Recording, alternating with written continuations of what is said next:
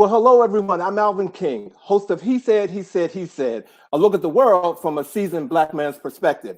It is Friday, January the 19th, and for the next hour, we are celebrating novelist James Baldwin. So grab your blanket, something nice to drink, and come on in, let's have some fun.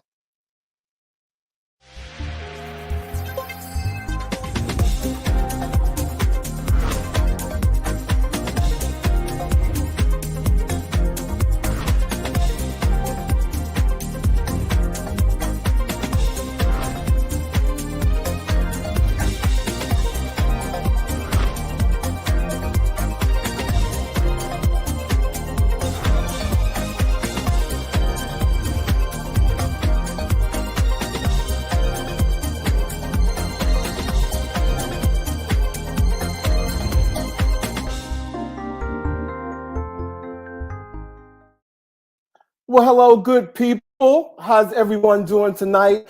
Again, welcome to our new live show, ladies and gentlemen.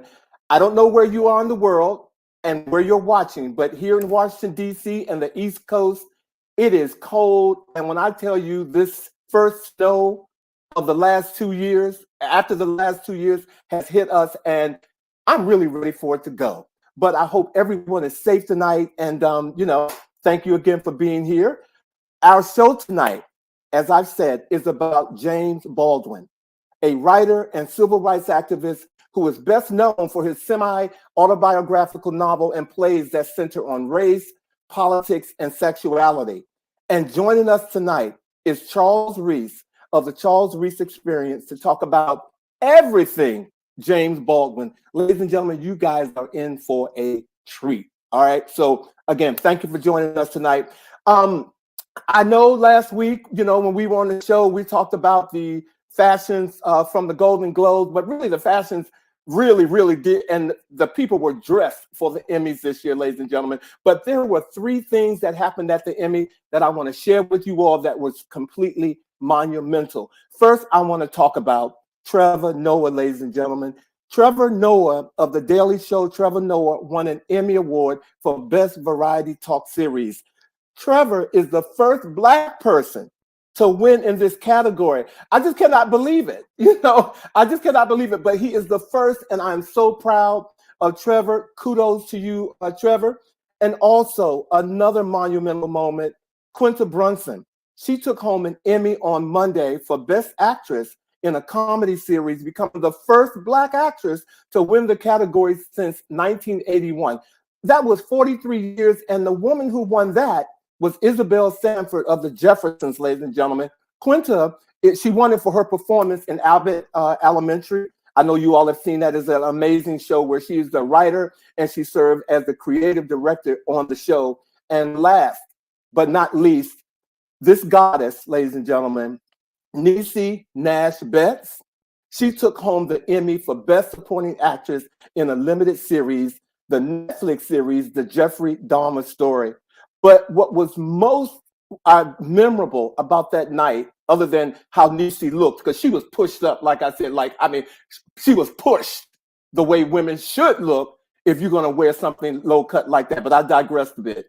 The award, she brought everyone to their feet when she gave her acceptance speech, where she did what we all should do. She thanked herself for doing a good job. And I was so proud of her. I'm proud of all of them, but it was an amazing show. And last but not least, before I bring the guys in, I have to pay homage to our First Lady forever. Michelle Obama turned 60 years old this week, and President Barack Obama took to social media and he posted these words. This is what 60s look like. He said, "Happy birthday to my better half, who happens to be one of the funniest, smartest, most beautiful people I know. Michelle Obama, you make every day better." I want to say happy birthday to you, First Lady forever, Michelle Obama. And if you're watching, know that we love you. All right. So we have a great show in store for you guys tonight. So if you all are ready, I'm ready to get on with the chat.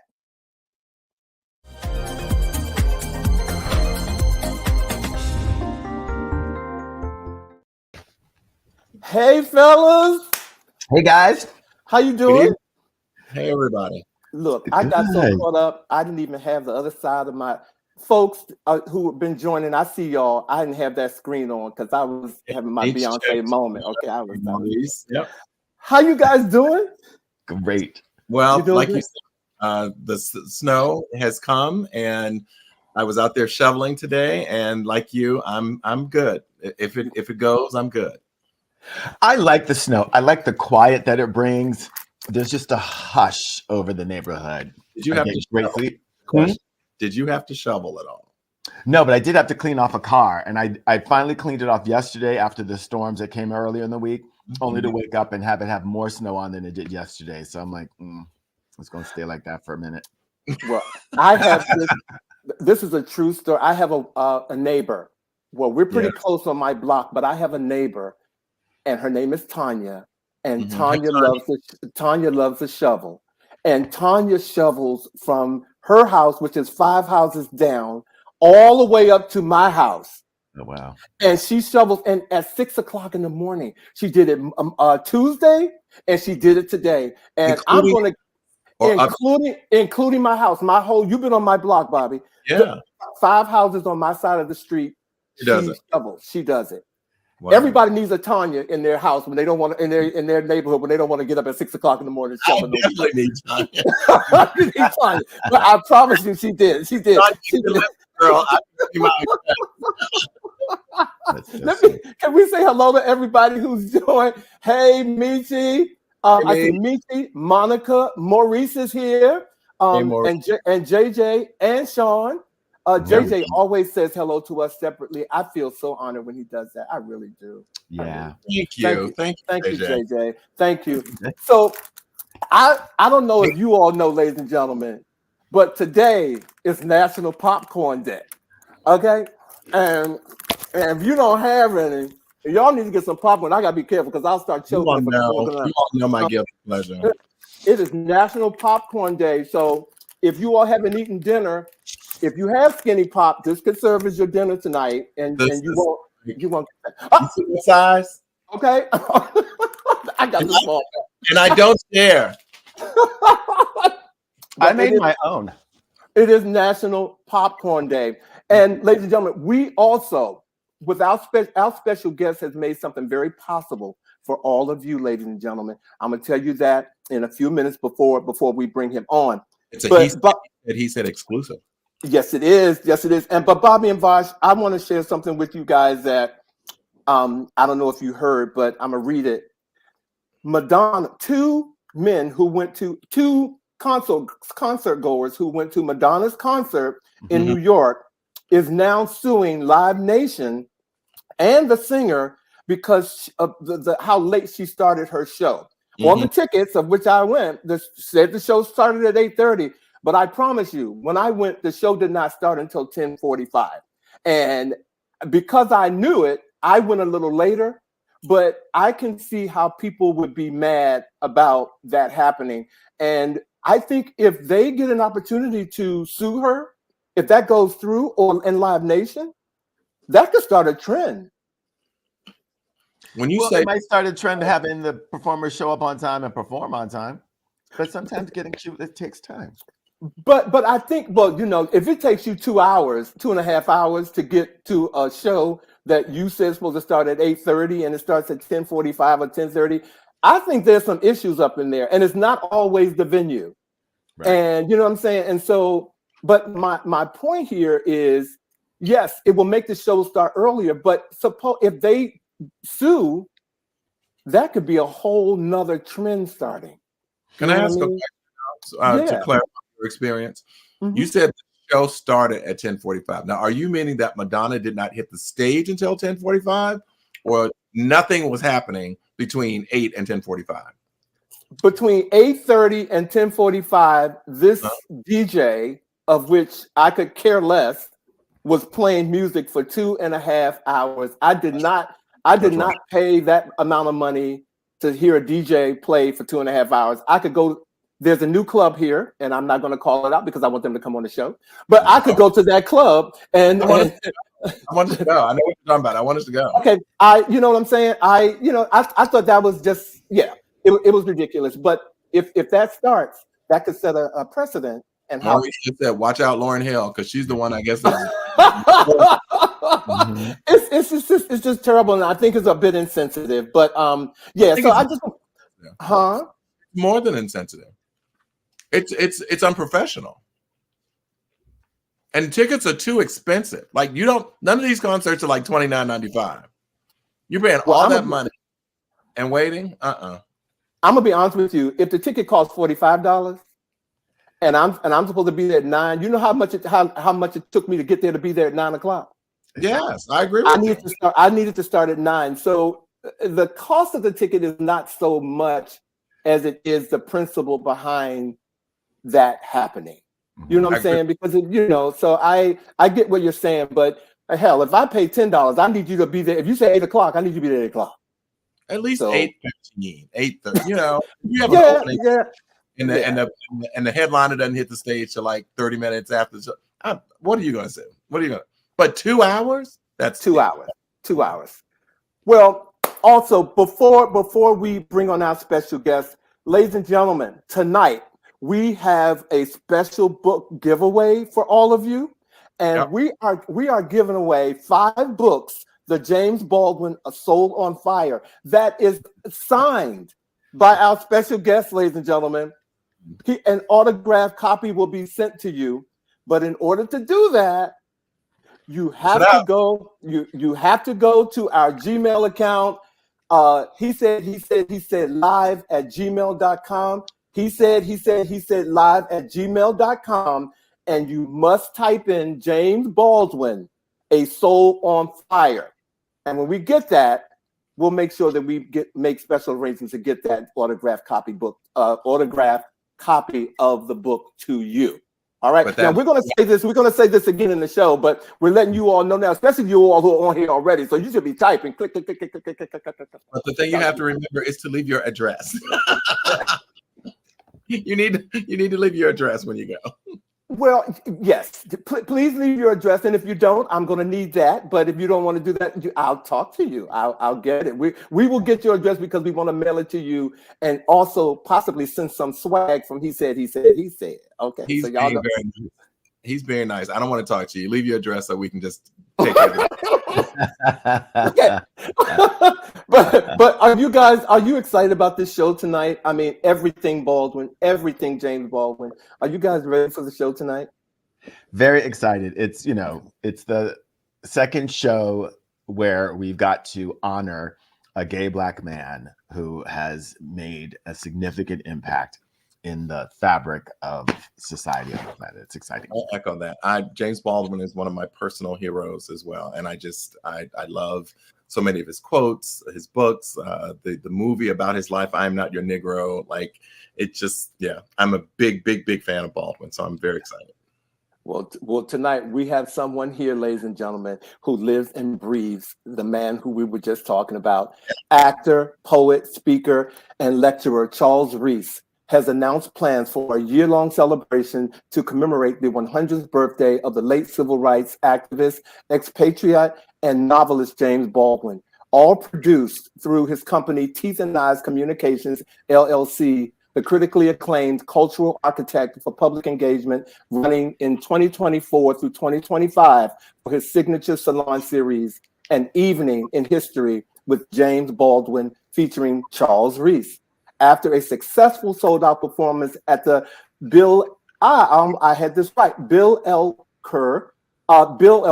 Park Theater in Amsterdam, produced by Afrospectrix Emerson College at the James Baldwin Writers Colony in Castile Global Center in the Netherlands, Charles is here to talk about celebrating James Baldwin's 100, reimagining, remaking ourselves and each other.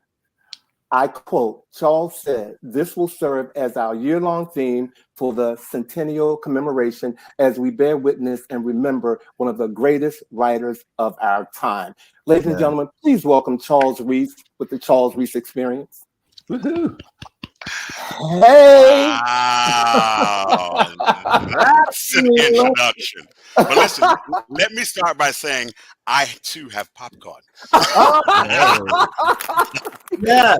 And I have to give a shout out to my popcorn to say I'm vegan popcorn. No, I'm not vegan, but I love vegan things. And this is Fuchsia Love Cakes and Things. So I'm celebrating Popcorn Day with you guys. Peace. Okay. Yay. And he comes on with the foo-foo popcorn too. He comes on with the foo-foo. Charles, Well, no, I ran when you said you had popcorn. I said, "Oh, I got a minute. I'll go run and get some popcorn." we love our guests. Well, I like it who buys into things. That's right. You bought into it. Well, thank you so much for being here, Charles, again.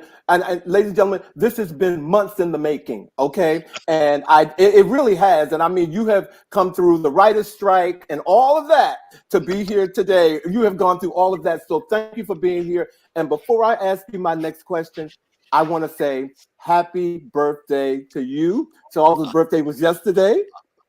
And he's a seasoned soul like us. And we just, we're glad that you're here. So, I am a DC native Washingtonian, and so are you.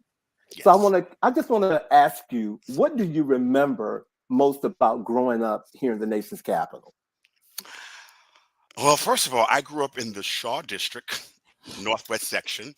I went to Scott Montgomery Elementary School, which is at 421 P Street Northwest. Okay, I went to Shaw Junior High School on Rhode Island Avenue and 7th, which is now like Senior Citizens Place. I was the first graduate of the Open Space School of Shaw Junior High at Rhode Island 11th Street. And I graduated from McKinley Technical High School in Washington, D.C. in 1981. So I am Washington down. And on top of that, I went to a high skip program at the University of District of Columbia when they were building the new campus on Connecticut. I'm DC down. Wow.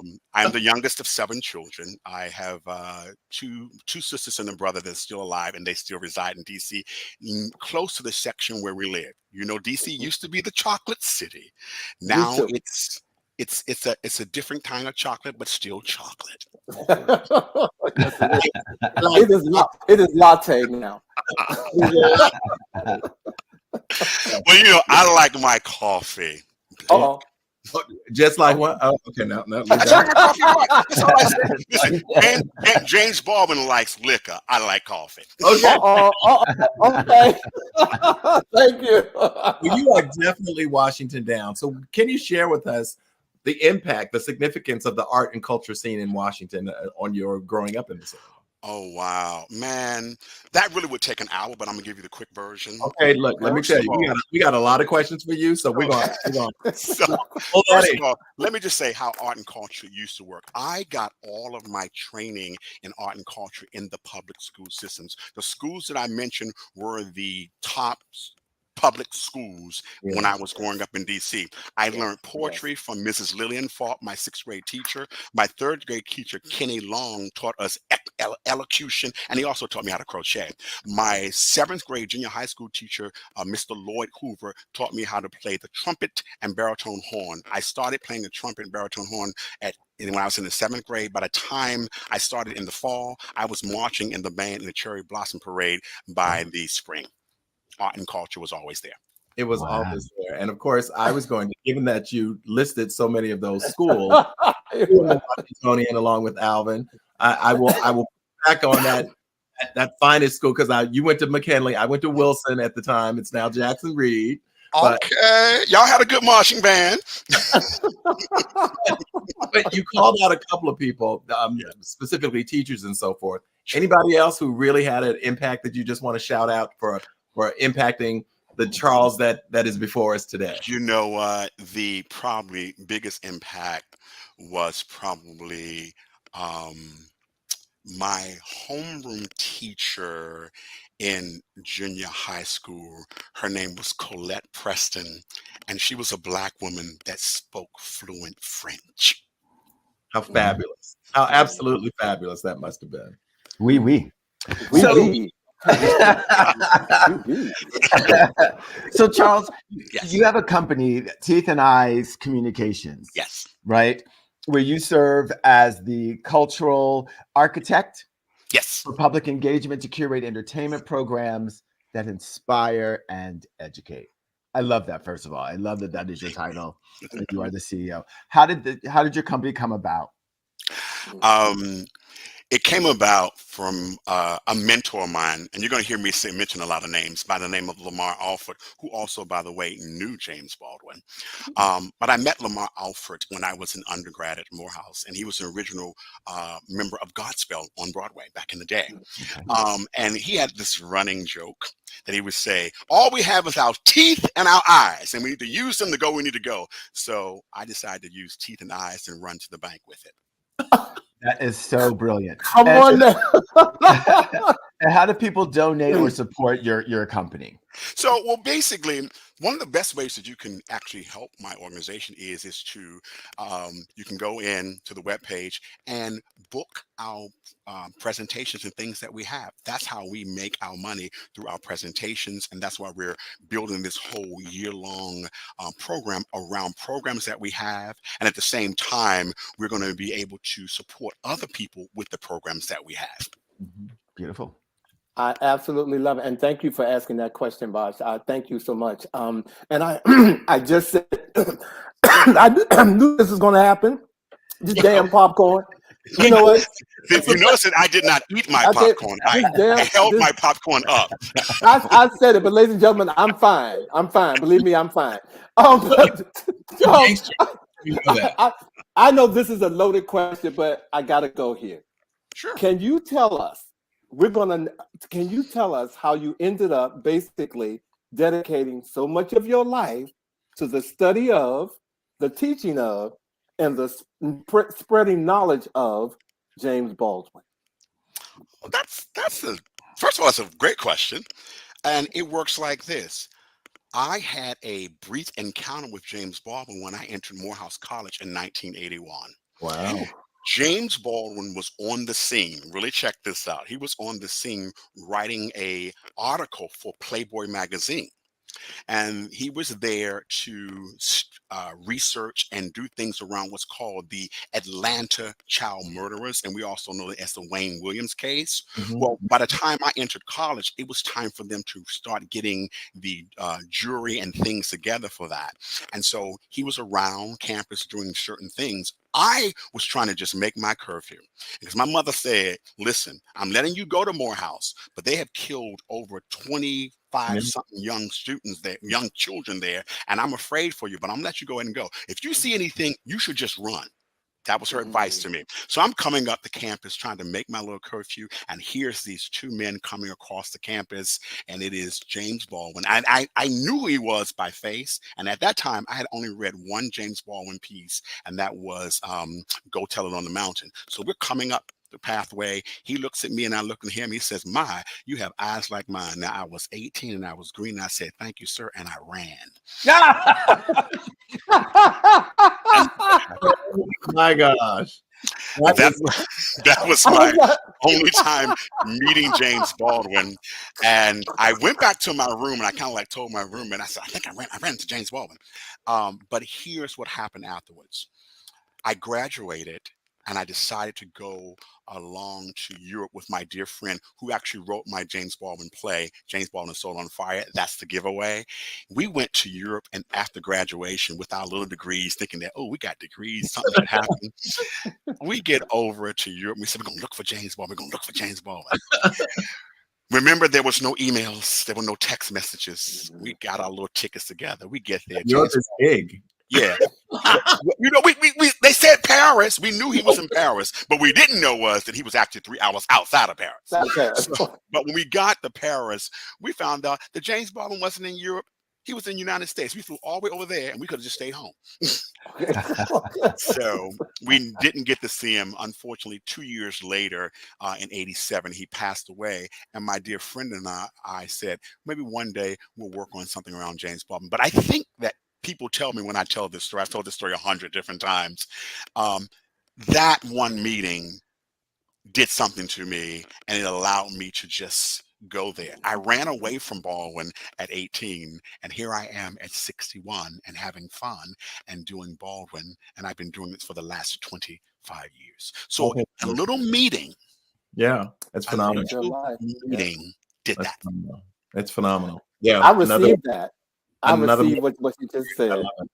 Well, you know, it does remind us that, you know, we all carry every day we walk, we carry all of our experiences that we've had with us. And so obviously it was brief. And you said you literally ran from him, literally, not into him, but from him. But what an extraordinary experience. So you are gearing up right now for your U.S. tour, An Evening in History with James Baldwin. Yes? Yes. So I'd like to know, given that you embody this extraordinary, larger than life person, what aspect of him do you channel, if you will, in preparation for a performance? Like, what do you call upon to become James Baldwin? I do this every time, and I'm glad you used the word embodied, because that's all I do. I embodied a spirit and energy of Baldwin, because that's all you can do after you do the piece so many different times. But I call on the ancestors, and I do that at the very top of the show, because I start off with call and response songs, and I basically go here. I said, brother, I know the road is long. No, sister, keep your eye on the prize. Keep your eye on the prize. Hold on. And that's how I bring the ancestors into the beginning of the piece. And I have everyone to join me in that moment. And from that moment, I guide you through this journey of this evening. Oh, my Lord. Okay. I'm in the audience right now. I'm sitting there looking at you like this. Okay, I'm in the palm of your hands right now. Thank you. Okay. And you're wearing one of my favorite quotes by Baldwin, Alvin. I love that quote that you have on.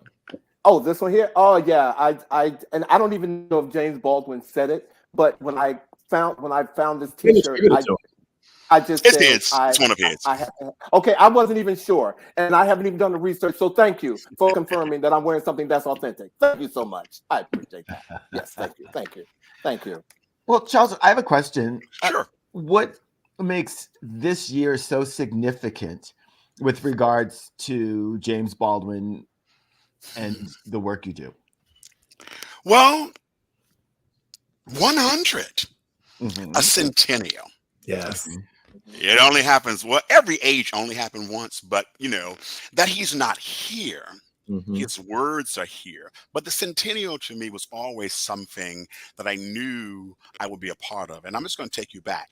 At his 90th, 10 years ago, he had a 90th birthday celebration, which was a year-long celebration with different institutions in New York, Bill T. Jones, Harlem Stage. And I got to participate. You can find this on my YouTube channel. I actually did a part of the street naming along with his family members and his nephew, Trevor Baldwin, who is also a Morehouse graduate, by the way. And the whole family came up, and I ended up reading right after Sonia Sanchez, by the way.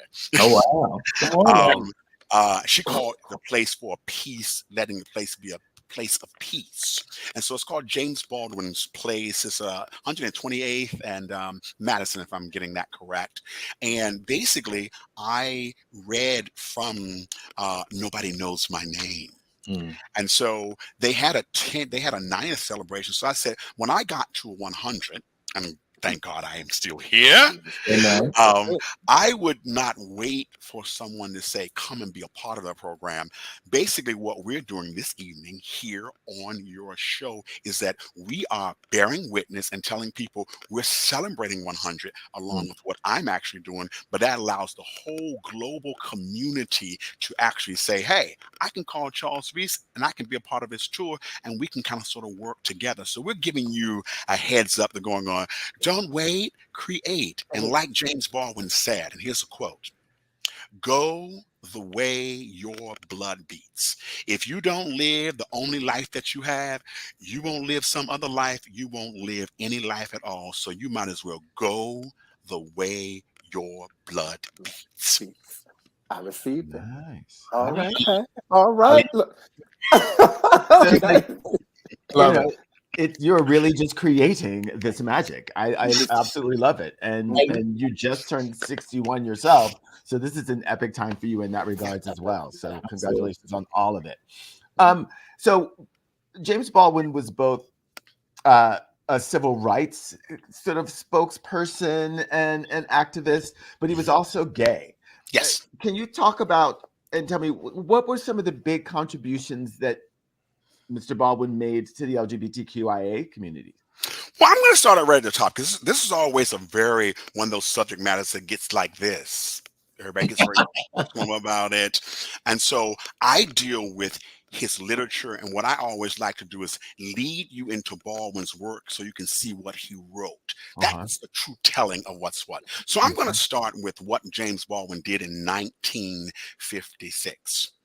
He wrote a book called Giovanni's Room. And that book came right after he wrote what I would say his kind of sort of coming of age life. He wrote Go Tell It on the Mountain. Remember, James Baldwin was a young preacher at the age of 13. So he preached from age 13 to like 17. And he said he left the church so he could go preach the gospel around the world.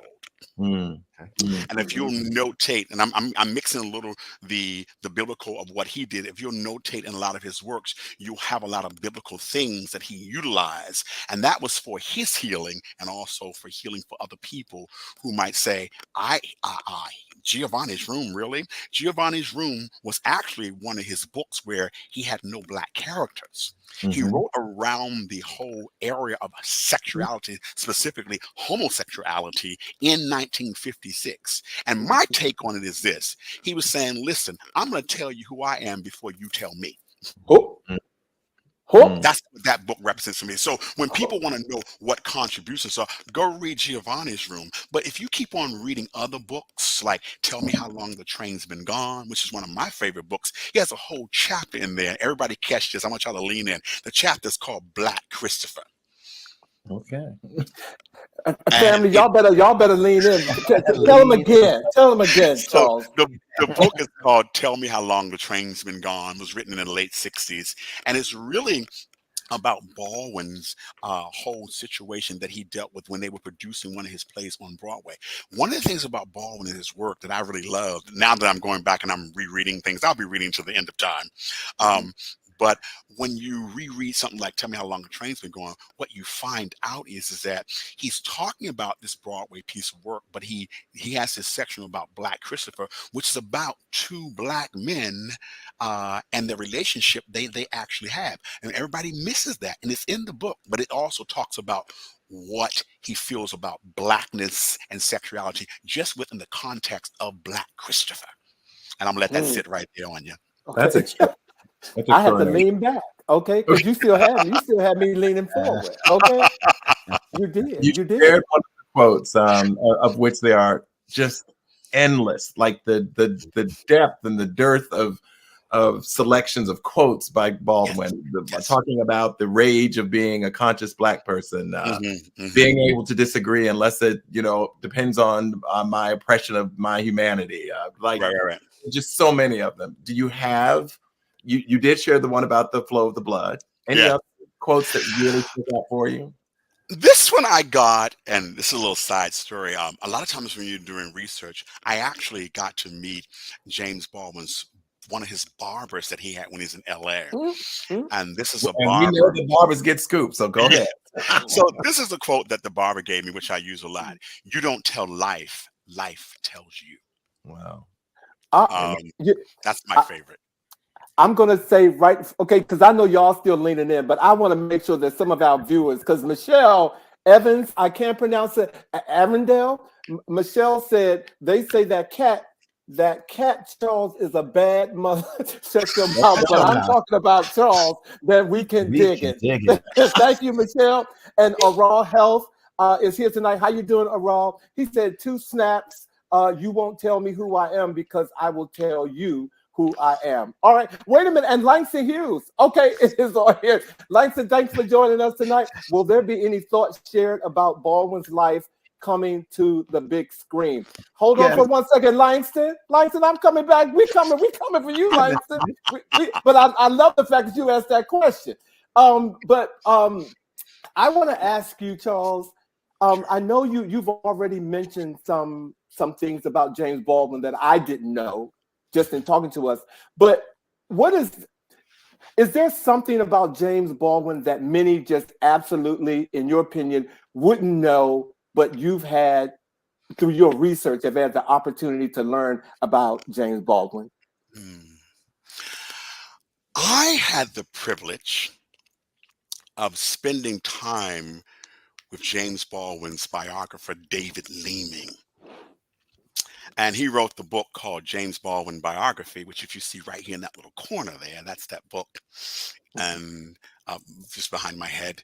And with talking to him, I think one of the things that I learned about Baldwin, that Baldwin, and also you got this from I'm Not Your Negro, Baldwin did not really belong to any one group. Yes, I'm giving him his credit for being a civil rights artist, just like my brother Coleman Domingo just did for Bayard Rustin, is making, because when Baldwin was alive, they didn't necessarily call him a civil rights movement because you didn't see him in the trenches.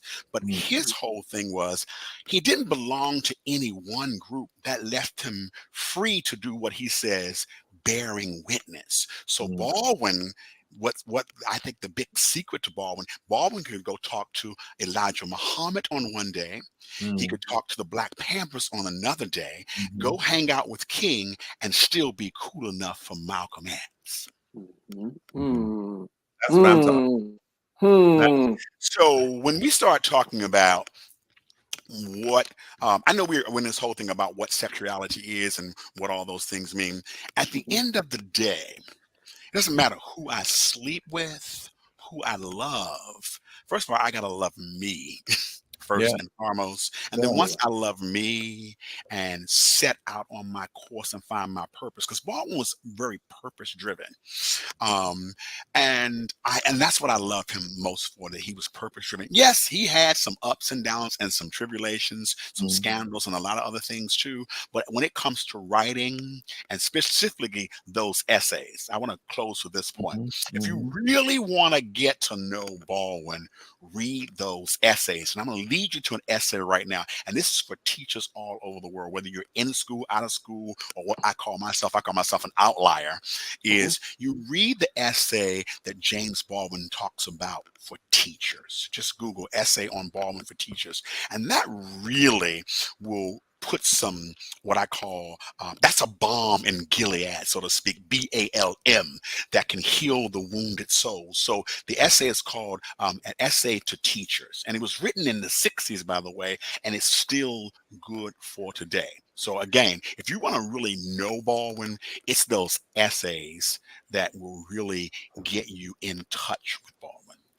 You have just made me very, I'm an educator, so I'm going to be looking for it. So. Well, speaking of essays, I think it's Leslie J. Allen. Leslie just put, and Leslie, I'm sorry. Yeah, Leslie. Okay, she said, Charles, another great piece by Baldwin is that essay, Freaks and the American Ideal of Manhood. Yes. Are you familiar? Yes. Now you have two. Leslie Allen. Let me tell you, Leslie Joy Allen is a historian out of Atlanta, Georgia. Thanks for being here, Leslie. Thank you. That article, as I remember, it really deals with a lot of things. It deals with a little bit, if I remember correctly, with Michael Jackson and artists and different things about how we oversaturate people and use our musicians and people. And in a sense that he was saying, we use Michael Jackson as this freak, so to speak, as he started changing his face. He also talked about how we oversaturate or overuse or misuse our artist per se, whereby he used Aretha Franklin, he used Whitney Houston. We let them dry up and let them do all of these things, and when their lives change on us, we just kind of like abandon them. And so that's what the whole freak thing is about, as I remember that particular one. And I'm going to go back and reread that one. But that particular essay, I had to revisit that actually 12 years ago when when Whitney Houston passed away. We were doing this ceremony, and a woman pulled this out, and we read that particular essay out to a crowd of people, just as a healing to when Whitney Houston passed away over 12 years ago. Wow. Nice. Thank you. Nice. Thank you. Yeah. Thank you. Evidence. So, Charles, what inspired you to actually start traveling outside of the U.S. to research and to perform as James Baldwin? Well, first of all, Baldwin was an expatriate. And from what I knew, and even when I left in '85, I'm going to tell y'all, I had a one-way ticket with my good friend Howard Simon, and we didn't know how we were coming back. I didn't tell my mother I had a one-way ticket. She assumed we had a round trip ticket. But so just to let you know, I was 22. And that was the best time in travel. But to really get to the heart of your question, most of my life goes just like the quote, "Go the way your blood beats." I was just simply curious about Baldwin because I'm always still learning. But I think one of the reasons why I tapped into Baldwin because it's one of the ways how I can kind of like deal with my own situations and things in life. Because I always say any of Baldwin's work can be utilized as a proactive tool for getting solutions done in America and around the world.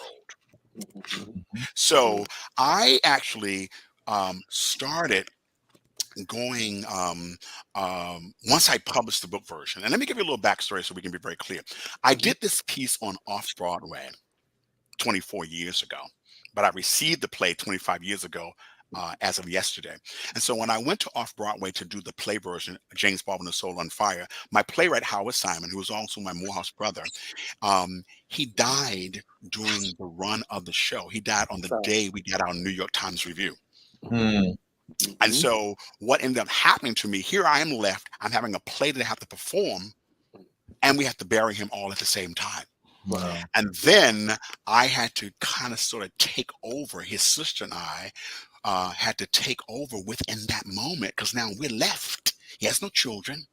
It's just us. And so in that moment, when his death happened, I had to think about what do I do as the actor in this play to keep things moving forward.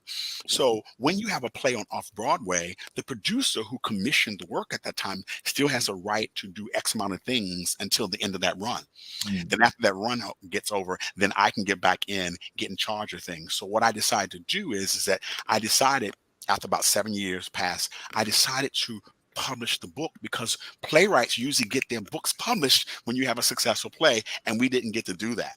So in 2012, I published the play version, did some editorial things in it, and put all the things that we learned within the play in this actual book.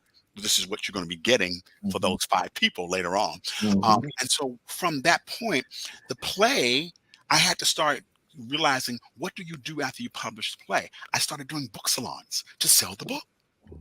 And so after these book salons started happening, since I wasn't doing the play, I created an evening in history with James Baldwin. Now we're going to move to 5 years. 5 years ago, I ended up hooking up with Emerson College, who started a James Baldwin Writers Colony, and I put my piece of work inside of their Writers Colony and been doing that for the last 5 years. How cool is that? In the Netherlands.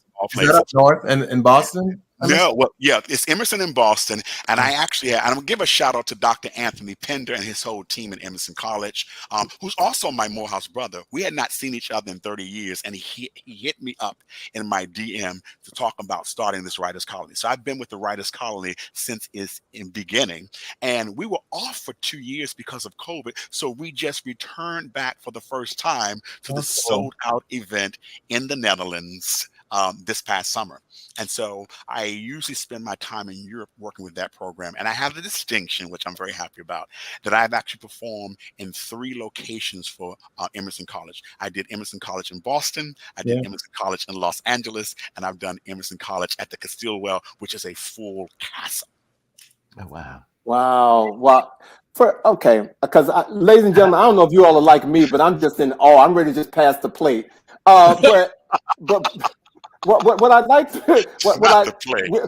we have a special treat for you all. But before we do that, before I announce that, can you do me a favor, Charles, and just hold up the book? And I want to let everybody know that this is the book. If you go to he said live@gmail.com. A little light. Move it over to a little light. There you go. There you go. I was trying to do the reveal. It was supposed to be. You keep talking. Direction. You will get an autographed copy. Again, the first 5 people who will go to our Gmail account. He said live at gmail.com and put the information in James Baldwin, A Soul on Fire. You will get an autographed copy of the book. Now, for a special treat, ladies and gentlemen, Charles Reese has has gifted us with the pleasure of performing an excerpt from James Baldwin, A Soul on Fire. So, ladies and gentlemen, Charles Reese. Well, I told you I like to invite you in to Baldwin's world by song, but also a little change here. It's always good. I love it. I love it. So, just so everybody can just lean in, I know you're wherever you are. I just want everybody just to take a deep breath wherever you are around the world. Just go. Bring all your energy to your screens and just lean in. We're going back to 1963, where James Baldwin had a secret meeting with Robert Kennedy.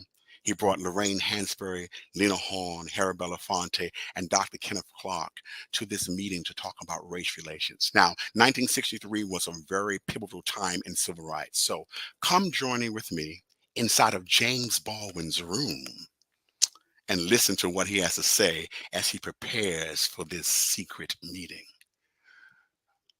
Who will be a witness? Who will be a witness for my Lord?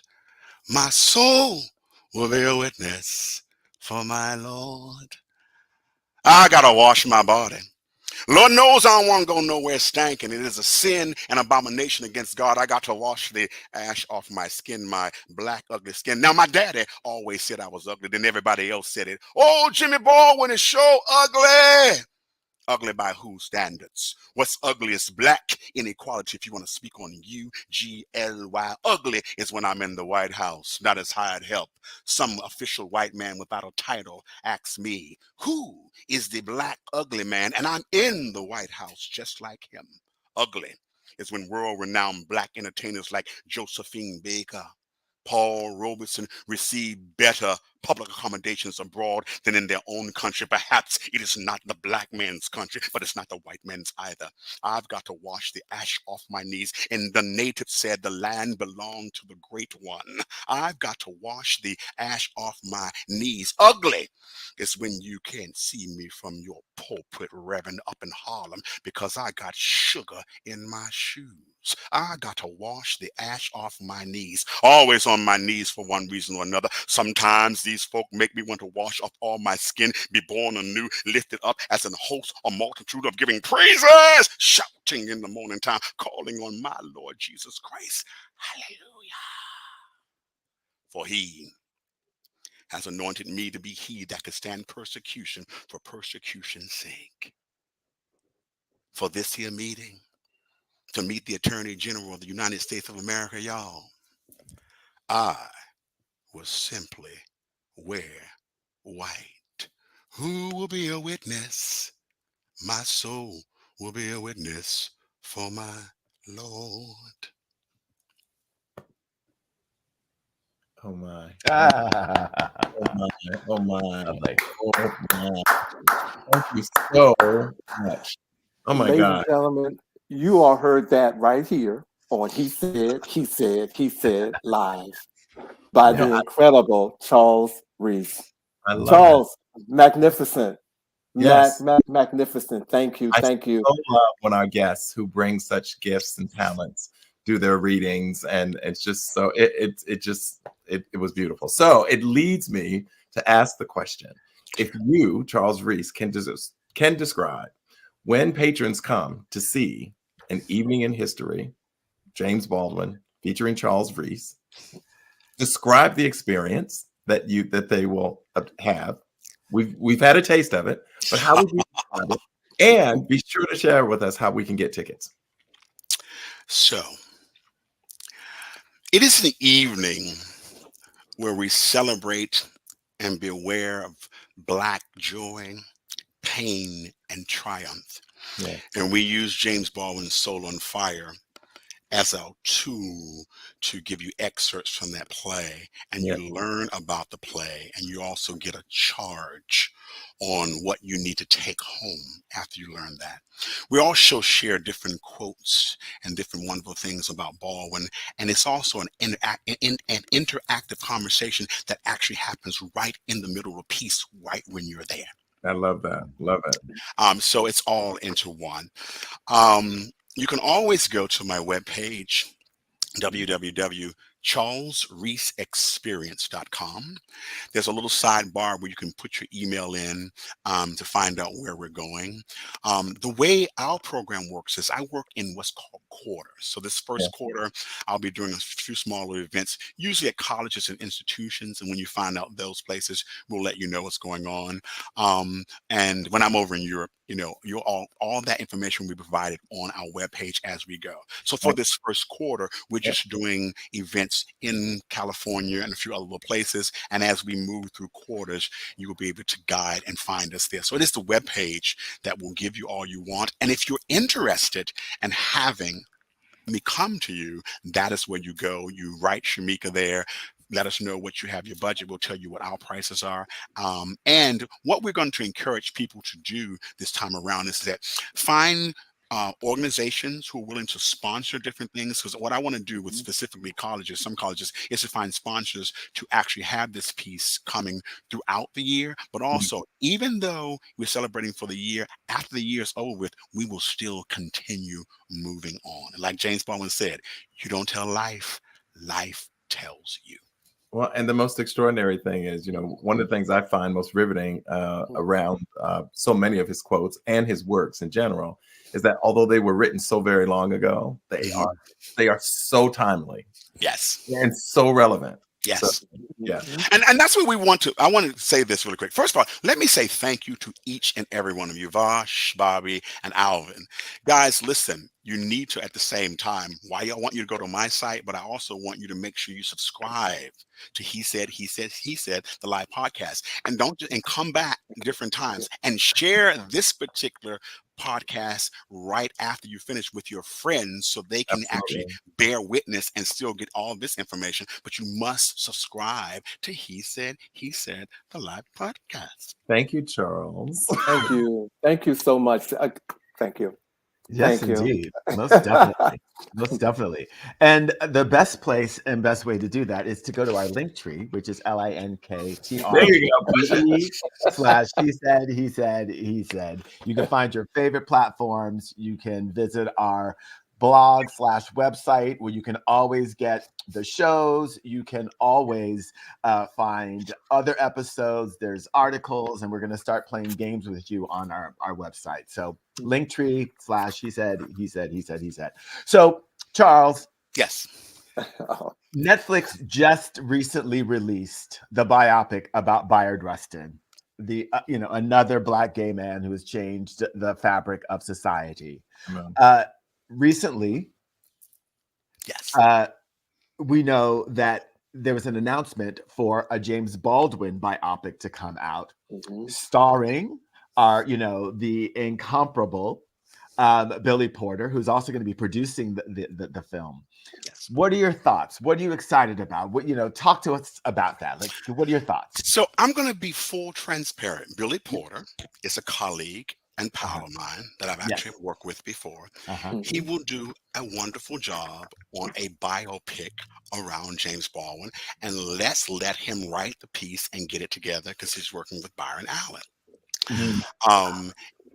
And that's what I've said that many times to people because I get that question all the time. And remember, he's worked for this. He does have a Tony, he has an Emmy, and he has a star on the Hollywood Walk of Fame, and that's about business.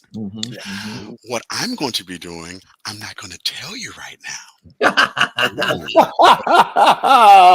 Well, when you come back, because this is what happened. We had Walter Nagel on before Rustin came out. And then we had him come back with people from the cast. And you're not going to tell us specifics about what you're going to be doing within this particular film. Will you at least promise to come back when the film? You're going to lean in and say you're going to come back. Exactly. And bring some people from the film. Well, I didn't tell you what it was. But I never said what it was. But here's the reason why I say that. There's a room enough for a number of Baldwin pieces. Yeah. And first of all, I have to support my brother in that first and foremost, and give him that kudos, and let that piece do what it needs to do.